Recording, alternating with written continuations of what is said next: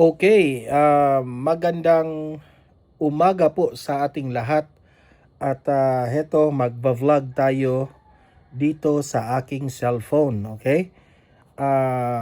It's Sunday ngayong araw na ito at alam ko yung ibang mga audience ko dito sa Donmar TV ay magsisimba, no?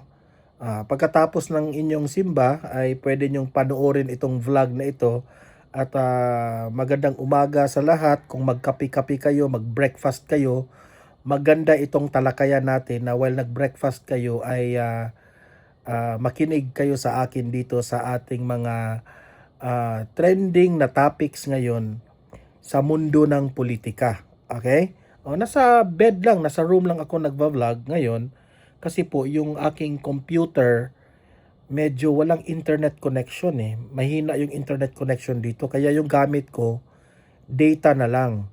Yung mag-upload ako sa YouTube, data na lang yung ginagamit ko. Hindi ko na ginagamit yung aking internet connection sa bahay. So, we might as well, no, hindi naman ako maka-download ng mga videos diyan sa aking computer. So, sa cellphone ko na lang ginawa. Okay? So, meron po akong mga ipapakita sa inyo na mga balita na dapat nating reaksyonan para naman ay malaman ng taong bayan ang mga nangyayari ngayon sa ating lipunan, especially po dito sa Administrasyong Marcos kung saan ay masasabi nating inaabuso na yung system of government natin, no? Yung iba nangungurakot na, yung iba yung mga matitino na mga politicians, yun pa yung mga ipapakulong nila, yun pa yung nakukulong kagaya ni Tatay Digong. So, pag-usapan natin yan lahat, okay? Ano ba yung unang topic natin? Bakit ko ba nasabi na talagang, nalaglag yung cellphone ko eh. Sorry. Ayan. Kita pa ba? Sorry guys, nalaglag yung cellphone ko. Ayan, but it's continue recording. Okay, ano ba yung pag-uusapan natin? No? Kasi first time kong nag-vlog sa aking cellphone eh. Ito una, no? Itong si Attorney Rowena Guanzon ay meron po siyang panibagong statement patungkol po dito kay Bongbong Marcos. Okay? Kasi po itong si Bongbong Marcos ay nakakatawa yung mga sinasabi niya patungkol po na bagong Pilipinas. Yan naman kasi ang kanyang ipinagmamayabang, yung bagong Pilipinas, meaning to say nag-e-expect tayo na merong mga changes na mangyayari kasi babaguhin niya ang Pilipinas. Yun pala, binago niya sa kabulukan. Bumubulok yung mga ginagawa nila. Okay? So, yun po. I-play natin itong video na ito ni Attorney Rowena Guanzon mamaya at magre-react tayo. Okay? Pangalawa na ating pag-usapan ay ito ngang nag-trending na itong ICC ay nangangalap pa ng ebidensya laban dito sa kaso ni former President Duterte. At marami po na mga Pilipino ngayon ay dismayado dito sa ginawa ng ICC. Okay? Kasi po, kinulong nyo na itong si former President Duterte, yun pala, wala pa kayong ebidensya. Okay? So, yun po ang pag-uusapan natin mamaya dito sa balita na ito. Okay? At ito, pag-usapan rin natin itong si Manong Chavit, no? Nagsalita na siya patungkol po dito kay Auntie Claire Castro. Okay? Kasi itong si Auntie Claire Castro, binanggit ni Manong Chavit Singson na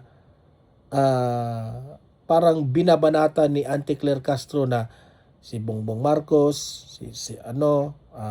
weak leader, sinungaling, ganyan. Kung ano mga pinagsasabi niya dati sa kanyang vlog, di umano. Yan ang sabi ni Manong Chavit ha. At the end of the day, Anong nangyari? Naging nung kumagat na siya sa kanyang position bilang speaker sa Malacanang, House spokesperson sa uh, Malacanang, no? Na spokesperson ni BBM, tingnan nyo yung mga taong walang prinsipyo, di ba? Halos sumalik na siya sa puwet ni BBM ngayon, di ba? Si Auntie Claire Castro. So, yan po ang pag-uusapan natin kung paano binanata ni Manong Chavit itong si Auntie Claire Castro, okay? Pero guys, bago ang lahat, bago natin ito pag-uusapan lahat, help me po muna na i-like at saka i-share itong ating video para guys kakalat ito sa taong bayan at marami po ang makaalam, no? Like and share na ganito na po ang mga nangyayari ngayon sa mundo ng politika sa Pilipinas. Okay? Naka-like and share na ba lahat? And sa mga first time dito sa aking channel sa Donmar TV, kung nagugustuhan nyo ang ating vlog, ay consider na i-subscribe ang aking channel para naman guys, you are updated sa ating mga trending na balita. Okay? Remember, kung nakasubscribe kayo sa akin, walang bayad yan. Libre lang yan. Okay? So, subscribe na lahat. Okay? So, nakasubscribe na ba lahat? Unahin muna natin itong sapul itong si BBM dito sa mga banat ni Attorney Rowena Guanzon, ang ating idol, na patungkol po dito sa nakakatawang bagong Pilipinas ni BBM. Okay, ito panoorin natin, pakinggan natin si Lola Attorney Rowena Guanzon. Okay, play, attorney, pasok attorney.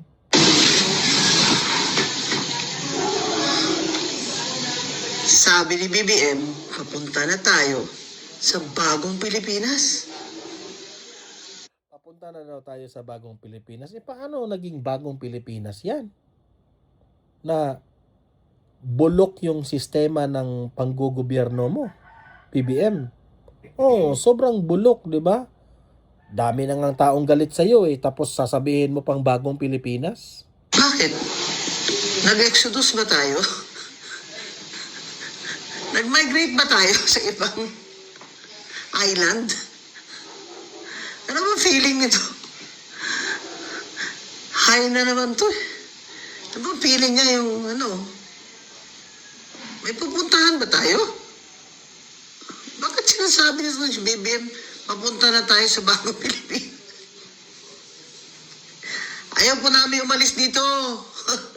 Bayan po namin dito, kayo po umalis, BBM.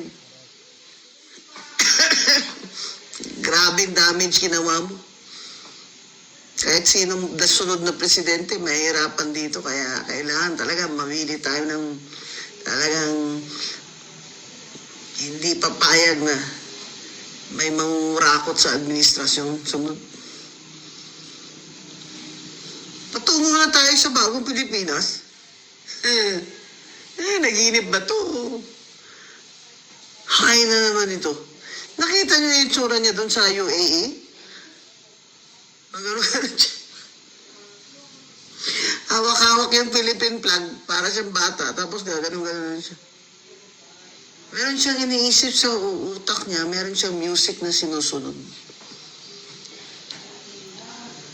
Talagang malala na itong... Kasi unang-una, no? Yung mga loyalista ayaw maniwala ni kapatid Senator Amy Marcos. Mismo ang kapatid na naangsabi na bangag ang kanyang kapatid. Gumagamit ang kanyang kapatid. Ayaw maniwala. Ewan ko na lang. Ang bobo ninyo. BBM? Kailan pa kaya mapansin to ng Amerika at ni Trump na talagang bad for business na ito si BBM? Kaya nang habang binibigyan niya nga ng access ang military access ng Amerika, goods lang sila. Pero grabe. Another year.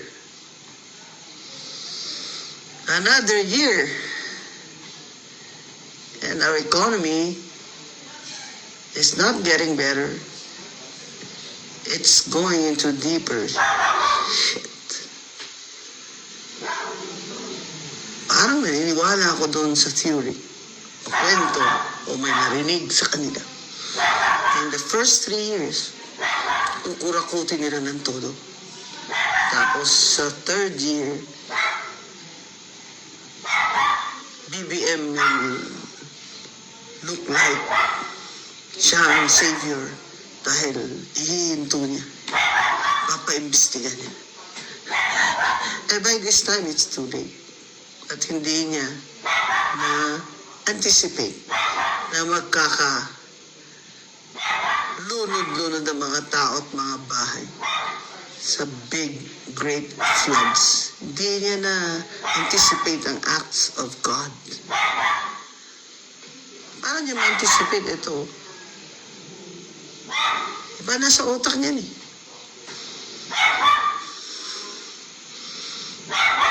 Talaga bang naniniwala pa kayo na hindi siya cocaine addict? Tingnan niyo. Tingnan niyo, i-review niyo yung mga video niya.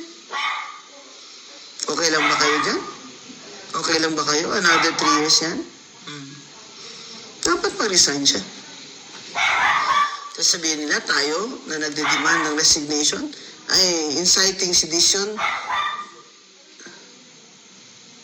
Ang dami nyo ng mga bugado dyan, pero ang tatangan nyo, no?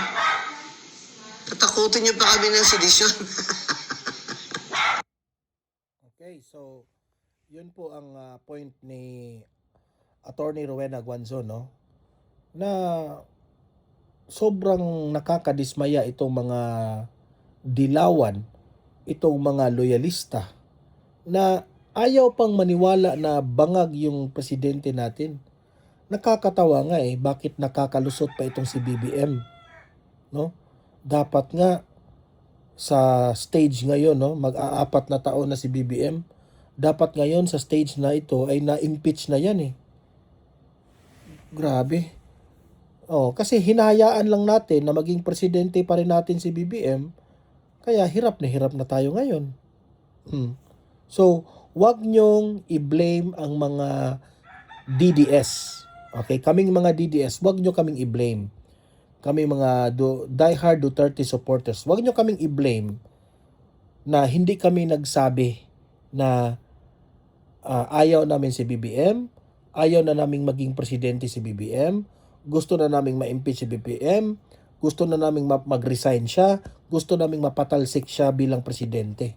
Hindi kami nagkulang para ipaunawa sa inyo na he is not already fit to be the president. Kasi po, ang dami niyang mga kapalpakan at nagresulta na yung sinabi ng kanyang kapatid. Ayaw niyo maniwala pa rin Bulag-bulagan kasi kayo Alam na ninyo na bangag talaga yan. Pero dahil ma-pride kayo, ayaw nyong umamin na may depekto talaga yung bangag na yan, nakadikit pa rin kayo dyan. Especially itong mga vloggers ni BBM, sa totoo lang, ang bubobo nila Kung pakikinggan nyo ang mga vlog ng mga BBM vloggers, no? Wala silang ibang banat, kundi babanatan yung physical na anyo ni VP Sara, ano yan sila, mag-i-edit ng nasa kulungan si Tatay Digong doon sa dahig at payat na, yun lang ang mga banat nila.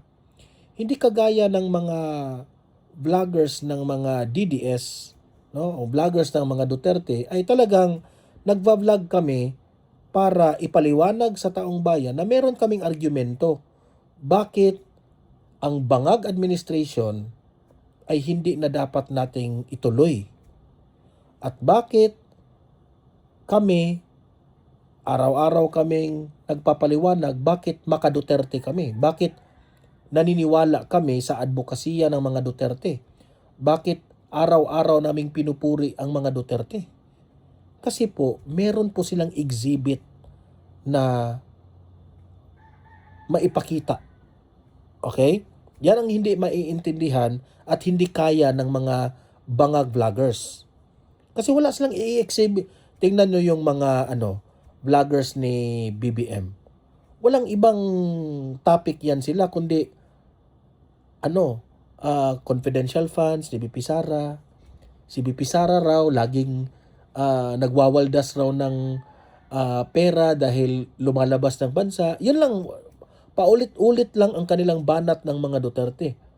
Hindi kagaya namin ng mga DDS vloggers ay talagang inaraw-araw namin binabanatan yung mga araw-araw na kapalpakan ng administrasyon. DPWH, yung mga flood control, anomaly, yung pera ng PhilHealth, ang dami, yung gold reserves na binenta, sobrang dami, yung mga blank items, grabe, bakit pinamahan ni BBM yung 2025 na GAA, ang dami, bakit ayaw niyang magpa-hair follicle test, ayan, issue ni F. Eliza, sobrang dami po ang aming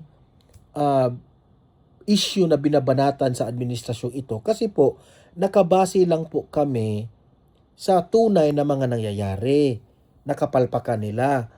Pero itong mga bangag na mga vloggers, itong mga insaymada vloggers ni BBM, wala, paulit-ulit lang ang kanilang nakakatawa nga yung ibang vloggers kasi ang binabanatan nila ang mga vloggers ng mga DDS. Instead na magva-vlog sila kung ano yung mga nagawa na mabuti ni BBM, wala, hindi na nila nagawa. Sa totoo lang.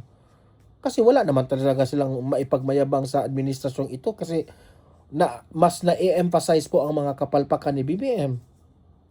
Di ba? Di kawawa. So, yung bagong Pilipinas ni BBM, that is putang ina yan. Wala talaga yung katotohanan yan. Okay? So, ito.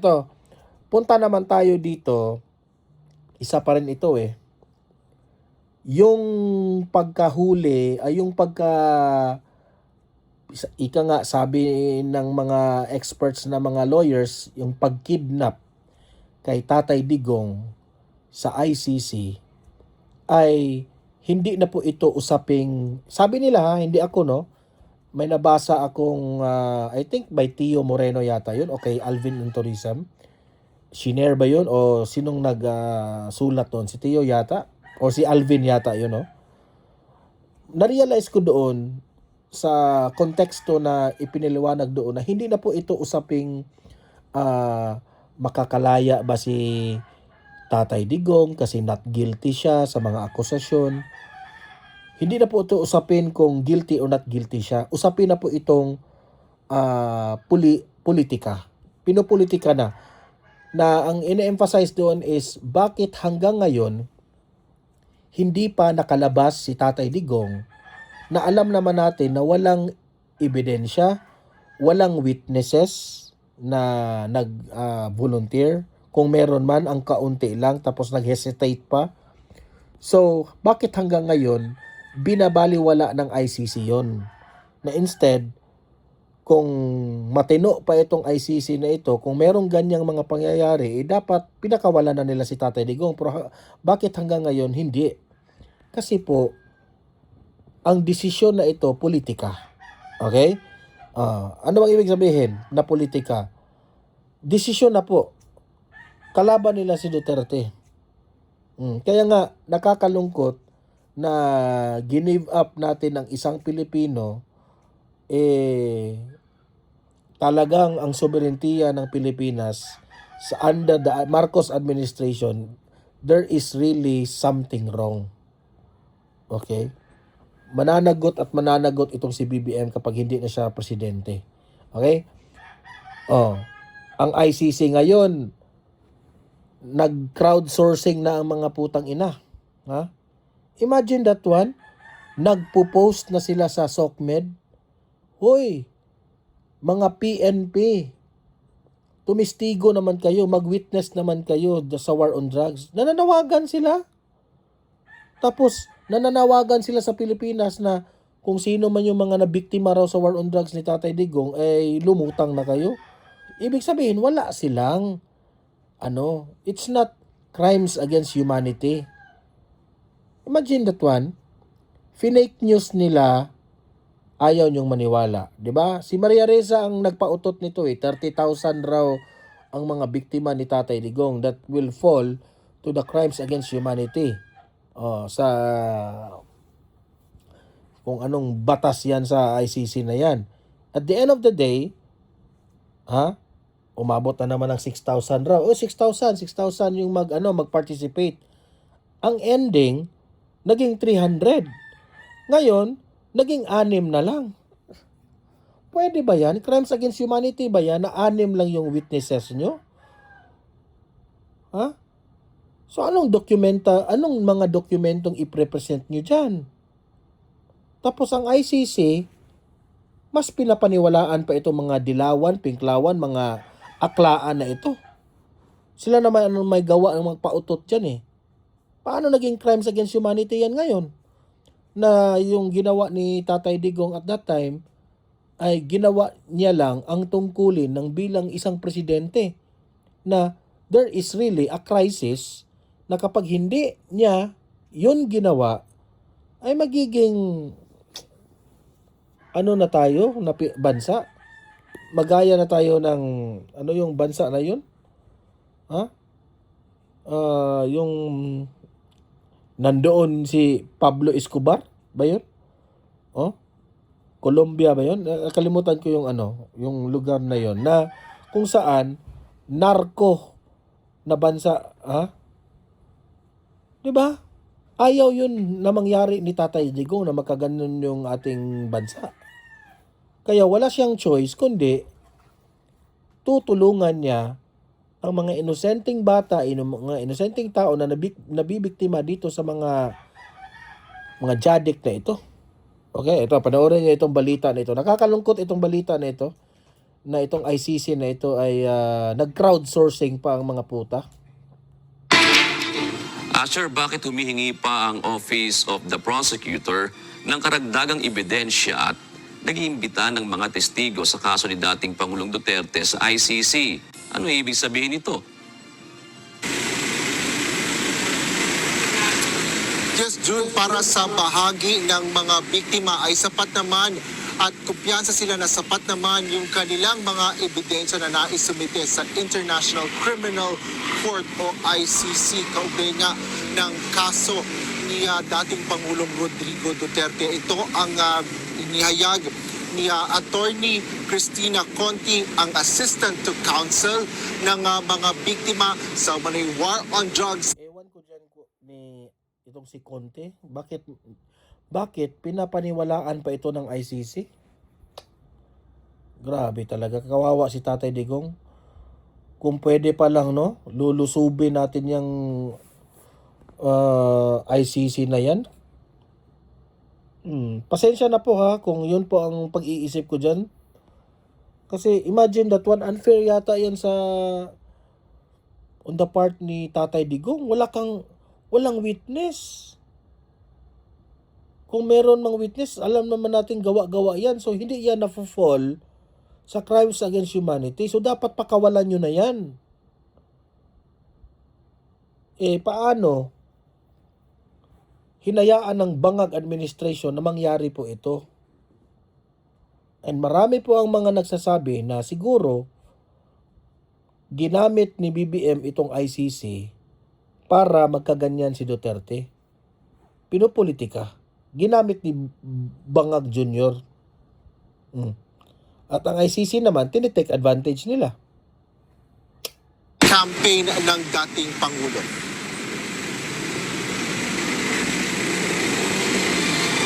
Mahigit 5,000 na ang piraso ng mga items ng ebidensya ang naipadala ng prosecutor sa depensa para sa kaso ni dating former Rodrigo Roa Duterte sa International Criminal Court. Ito ang kinumpirma ni Attorney Conti sa gitna ng kahilingan ng Office of the Prosecutor ng ICC na imbestigahan ang kaso. Bakit?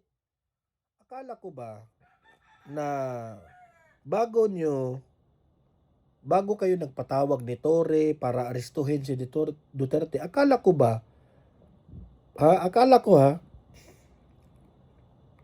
meron na pong mga witnesses. Meron na pong mga limpak-limpak na ebidensyang dokumento. 'Di ba? Nag-effort pa kayong hulihin, nag-effort pa kayong arestuhin, mga ilang pulis yata yon ginamit ninyo para lang maaresto si Duterte, na at the end of the day, wala pala kayong ebidensya at mga witnesses.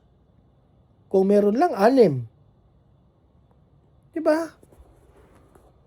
Saan ang tama doon? Saan ang matino doon? Dahil ngayon, pinagtatawanan ng mga lawyers, ng mga experts itong ICC ngayon. Imagine that one, nagka-crowdsourcing pa kayo ng mga witnesses? Anong kalokohan yan, ICC? Batay sa pahayag na nakalathala sa ICC website, nagsasagawa ng mga investigasyon ang Office of the Prosecutor ng ICC sa kaso ni Duterte sa pamamagitan ng pangangalap at pagsusuri ng mga ebidensya. Gayon din ang pagtatanong ng mga iniimbestigahang individual, mga biktima at mga saksi. Layon anila nito na maghanap ng ebidensya ng pagiging inosente o guilty ng isang suspect. Ipinag-utos din ng ICC sa Office of the Prosecutor na dapat pantay na imbestigahan nila ang mga pangyayaring makapagsasangkot at makapagpapawalang sala sa akusado. Kaugnay nito, nilinaw ni Atty. Conti na dati nang nakapost ang anunsyo na ito sa website ng ICC at ngayon lang inilathala sa dialekto ng Cebuano o Bisaya. Primarily targeted doon po sa mga nasa Bisaya o sa Visayas o kaya sa Mindanao, yung mga nagsasalita po ng Bisaya, kasi siguro mas maiintindi nila kung bakit humihingi ng ganitong impormasyon or ng ganitong resolusyon yung ICC. Kailangan po namin ng witnesses. Hindi ibig sabihin kulang ang ebidensya. Ang makikita ko lang dito ay nagsisigurado at nagsisinop yung ICC. Kumbaga, alam mo, Conte, no? Ang obvious mo na nagrarason ka pa. Huwag mong itama ang mali. Maling-mali na talaga yung ginawa ng ICC. Nagka-crowdsourcing sila. Tinatama mo pa. Alam mo, Conte, sa totoo lang, gamitin mo naman ang pagka-lawyer mo. Di ba? Hindi ibig sabihin, galit ka sa Duterte, ay yung mga statements mo, sarado yung isip mo. Huwag kang saradong isip. Ang totoo niyan, walang witness. Wala kayong numero. O tapos sasabihin nyo naman, kaya ayaw mag-witness ito dahil tinatakot ng mga Duterte. Paano yan tatakutin ng mga Duterte? Wala na ngang power ang mga Duterte. Ginigipit na nga sila. Kinukulong na nga ninyo. Tapos, sa tingin nyo, tinatakot pa itong mga witness na ito? Na itong mga witness na ito, pwede man itong tulungan ng mga administrasyong o gobyerno ni Marcos ngayon? Di ba? Gusto lang ninyong, sa totoo lang, gusto ninyo na ma-eradicate ang mga Duterte sa mundo ng politika dito sa bansang Pilipinas. Kasi hindi nyo matalo-talo ang mga Duterte eh. Kung usaping eleksyon, yung kung pagbabasihan lang natin yung kung sino talaga yung gusto ng taong bayan, hindi kayo mananalo. Kaya ito na lang yung paraan ninyo para manalo kayo. Na gagamitin nyo ang ICC para si Duterte ay makulong. Don't you know na ang Pilipinas ngayon galit na galit sa ICC? At kung galit ang taong bayan sa ICC, mas lalong galit sila sa Administrasyong Marcos at sa mga dilawan. So wag na kayong mangarap na magkapwesto sa gobyernong ito kasi isinusuka na kayo ng taong bayan. meron pa ba o ito ang pagkakataon? Ayon pa sa abogado, sa ngayon ay naghihintay ng desisyon sa dalawang bagay. Kabilang na dito ang desisyon sa Ako, I'm hoping na someday meron pong miracle na magising-gising itong mga judges o itong mga prosecutors dyan sa ICC. Yun na lang ang aking dasal. pre-trial chamber kaugnay ng fitness to stand trial ng dating Pangulo na maaaring ibaba ngayong buwan ng Enero. Tapos yung isa na desisyonan na ng pre-trial chamber.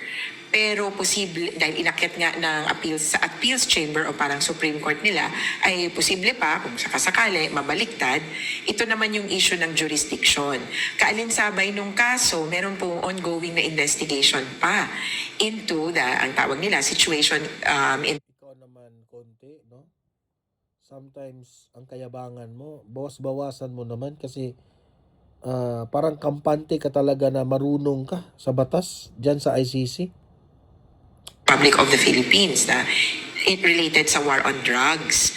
Kaya po sa ibang siguro nalilito na paano na nga ba ito? May kaso, may investigasyon sa ICC, pwede pong magkasabay yan. Habang may nakabukas na kaso sa isa o dalawang Sige, ikaw nang magaling.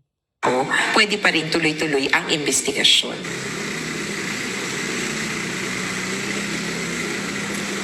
June, para sa investigasyon ng ICC, nakatuon ito sa ang investigasyon sa crimes against humanity of murder. Particular dito sa Kaya nga, nasaan yung crimes against humanity na yan? Na 6 lang yung witness?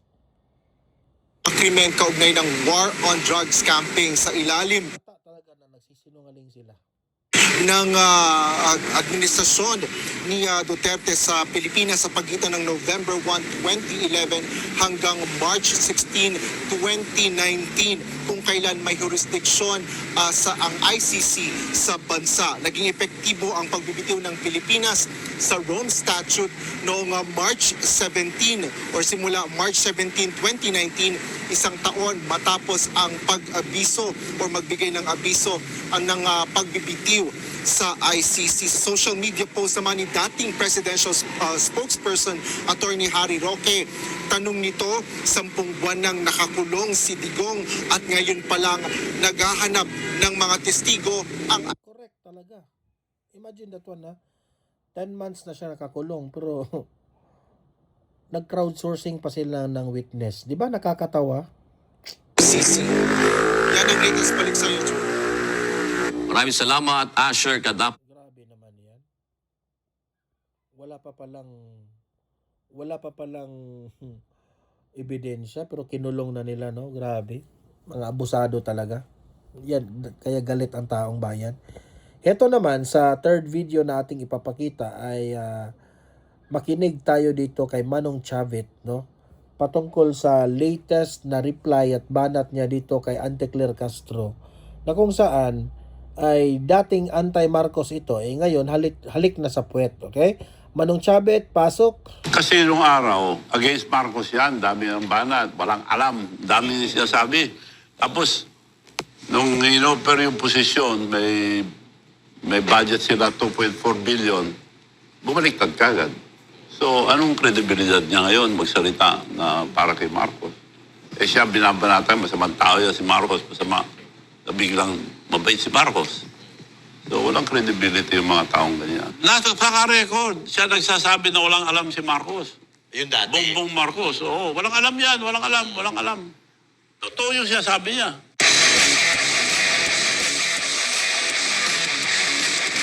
Si Attorney Yusek at Attorney Claire Castro sinampahan po ng kaso ni Congressman Lian Liviste at hinihingan po ito ng 110 million na civil libel case. Sa tingin nyo, tama lang po ba yung ginawa ni Congressman Lian Liviste? Hindi ko alam kung ano yung sinampa, pero marami naman silang flood control. Marami silang pera yun. Kaya niyang bayaran.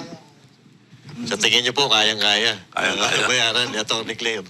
Ayun po sir, di ba madalas din yung pong medyo nababanggit itong si Yusek Claire. Sa tingin niyo po ba talagang itong si Yusek Claire ay isa sa mga dahilan kung bakit itong administrasyon ni Marcos talaga naman nagkakaroon ng ganyang trust rating na -3? Kasi nung araw, against Marcos yan, dami ng banat, walang alam, dami siya sabi.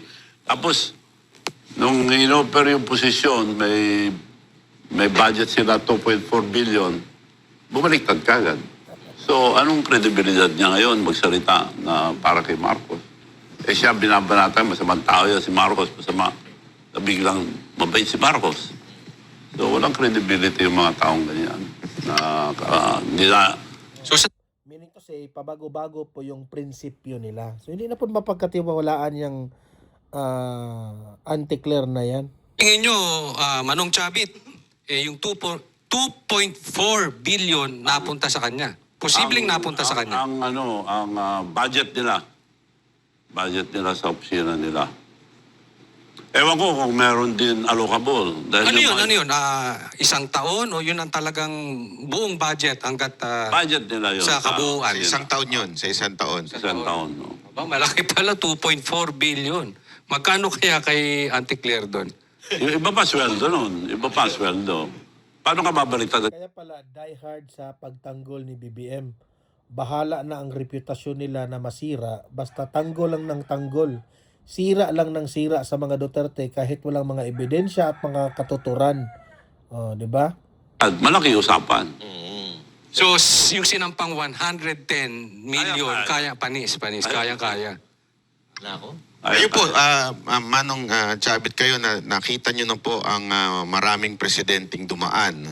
At nakita nyo na rin po yung klase ng mensahe ang binibigay ng mga administrasyon. Sa tingin nyo po ba itong administrasyon na ito, tama lang ang kanilang mensaheng binibigay sa tao? O ano ang mga pagkukulang na sa tingin nyo sana'y nagawa nila para at least medyo yung mga tao naman ay maging kumpiyansa sa gobyerno? Wala nang kredibilidad ng presidente dahil ang survey sa kanya, -20 na eh. So, hindi totoo yung mga sinasabi na nakagawa siya ng 5,500, more than 5,500 na flood control project. Ni isa, wala akong makita eh. Nag-iimbestiga kami sa iba-ibang probinsya. Wala yung 5,500 na sabi niya. So, inumpisan nila yan, paggawa ng pera, 23, 24, 25. Na pinakamalaki na 25. So, Manong, bilang si Marcos Jr. ay tiga Ilocos Norte, ano po bang mga magagandang nagawa doon ni Marcos Jr. sa mismong lugar niya? Well, sa nakita ko, walang maganda dahil tanong-tanong ako doon sa mga mayors. Talagang palpak lahat yung mga about ghost project. Paano hindi maging ghost project? Dahil, halimbawa, yung kay Diskaya, 3.4 billion ang binigay. Bayad siya kagad ng 25%. Yun ang para kay Presidente. So, si Diskaya, pagbayad, ipapasa niya dahil napakarami. Pero binabayaran agad siya ng Public Operating Highways. Kaya madali silang ng pondo dahil bayad lahat. So sa madaling salita, Manong Chavit, yung sa Ilocos Norte, involved din na contractor itong si Diskaya. Ngayon, kasi may kaso si Diskaya eh. Bakit hindi iniimbestigahan ng presidente kung siya yung... Si Diskaya nagsasabi totoo. Siya unang inimbestiga eh. So, lahat yung sinabi niya totoo, kaya kinulong. Dapat sila ang testigo dahil sila nakakaalam yung mga project. Dahil nagsasabi ng totoo, siyang sinampa ng kaso. Dahil ayaw niya bumaliktad. Yun. Sinasabi niya totoo, unang-una sinabi niya, sino mga binigyan yung pera? Unang binanggit, si Calatrava. Sino si Calatrava? Siyang USEC or USEC ng Office of the President sa Visayas. siya ang tumatanggap ng mga 25%. Sabi ni Diskaya. Nung sinabi yun sa ICI, huwag mo ilagay yan, sabi. Dahil sila Calatrava, ang asawa niya, kapatid ni... ang asawa niya, kapatid yung asawa ni Martin Romualdez. Ayun, so may connection pala So, talaga. yung chairman ng ICI, siya nagsasabi. Kaya wala nang kriminalidad yung ano, nag-alisa na nga lahat yung ICI na yan. So ibig sabihin, Manong, kahit na may sabihin yung ano sa ICI against to president, pinapa-cancel, ganun kasi sabi Pero pa-cancel. Like yung sinabi niya, huwag niyo pwede bigay yan. Tiyanggal. Tapos sinabi pa, nagbigay kami ng 20 million kay Speaker Martin Romualdez, pinagawa yung radio station niya. Tinanggal din. So, pinipili lang yun. Kanina pag-usapan po natin yung 5,500 na flood control project. May pinapalabas sila ngayon na mali daw po yung figure na ibinigay ni dating Secretary Bunuan kay Pangulong Bongbong Marcos. So, yun po ang iniimbestigan nila ngayon. Ano masasabi niyo po doon? Well, bago siya nagsalita, kung totoo yan, dapat presidente siya, wala siyang alam. Si Claire Castro na nagsabi niyan, wala siyang alam. Totoo yung sinasabi ni Claire Castro na walang alam.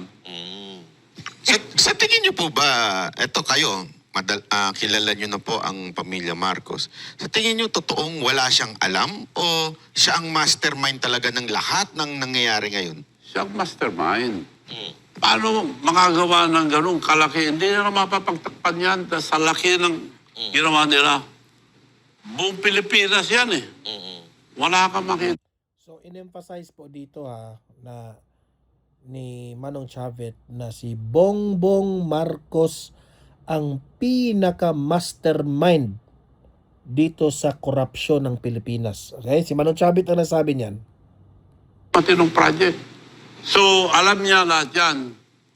Nung tatlo nag-uusap noon, dalawa lang muna sila. Saldi saka ano. Hindi niya binuko yung mga senador.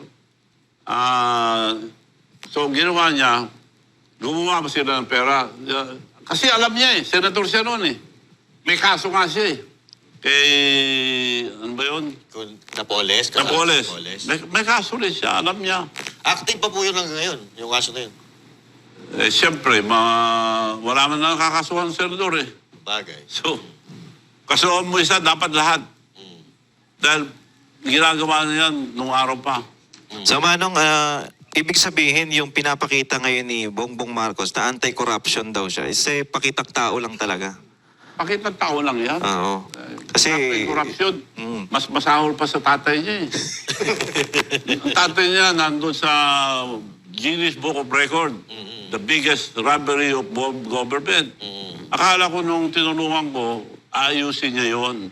Hindi, nilampasan pa eh. So yung record sa Guinness, Yan nga ang ikinay-dismaya ni Senator Amy Marcos eh. Kasi binigyan na po sila ng another chance, no?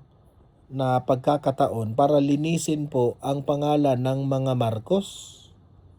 Paano yan? Mas worst, mas lalong nasira ang Marcos na pangalan dahil kay Bangag Jr. lagpas na ngayon. Lagpas na. 3 taon pa lang. Dapat ilagay din sa Guinness Book of Record. Mas malupit dapat siya. At saka yung sinasabi niyo dun sa isa niyong interview na pagkapanalo ni Bongbong Marcos, parang hindi na kayo kilala.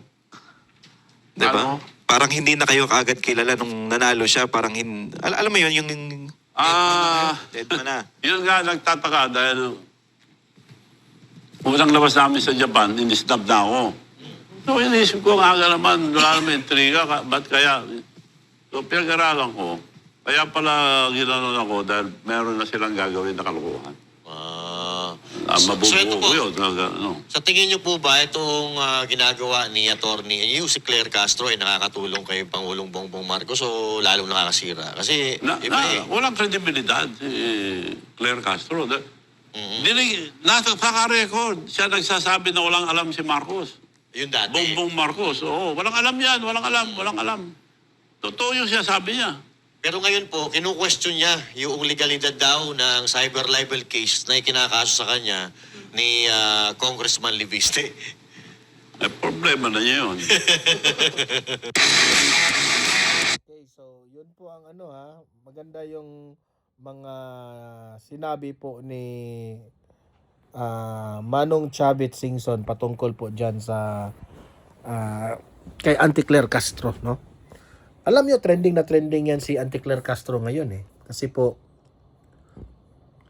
sa within this week, no? Tatlo yung kontra niya, si Magalong, si Leviste at itong si Attorney Trixie, no?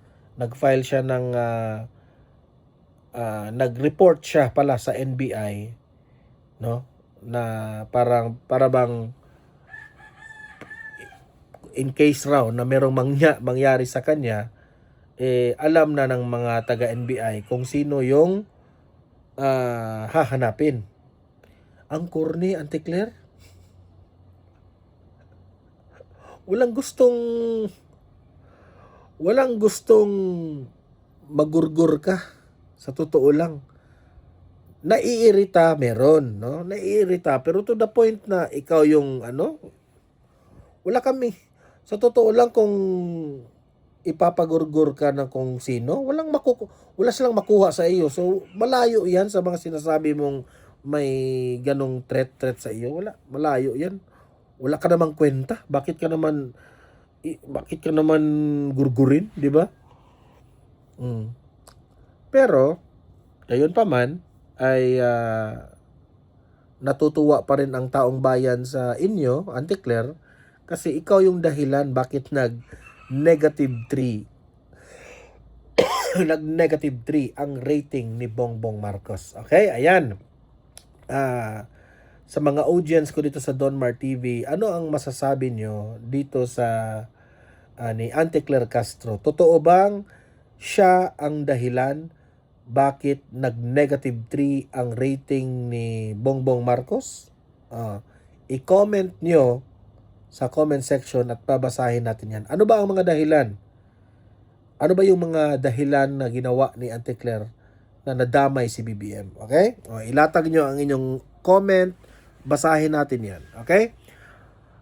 Paki-like, paki-share as usual itong video natin para guys, marami po ang makaalam na taong bayan, no? Tataas yung algorithm natin sa YouTube, no? Marami ang makaalam, makakita, maka-comment ng kanilang opinion, no? Like and share. And sa mga bago pa lang dito sa aking channel, if this is your first time na nanonood dito sa YouTube ko, Donmar TV, subscribe na. Pindutin nyo na ang subscribe button. Okay? Pindutin. Walang bayad yan. Okay? Walang bayad yan. Kaya mahalaga ang mag-subscribe kasi updated kayo lagi sa mga trending natin na mga balita. Okay? So, guys, maraming salamat. See you in my next video. Have a great day. Have a great night. God bless po sa ating lahat. Mabuhay ang Pilipinas and God save the Philippines. Bye-bye.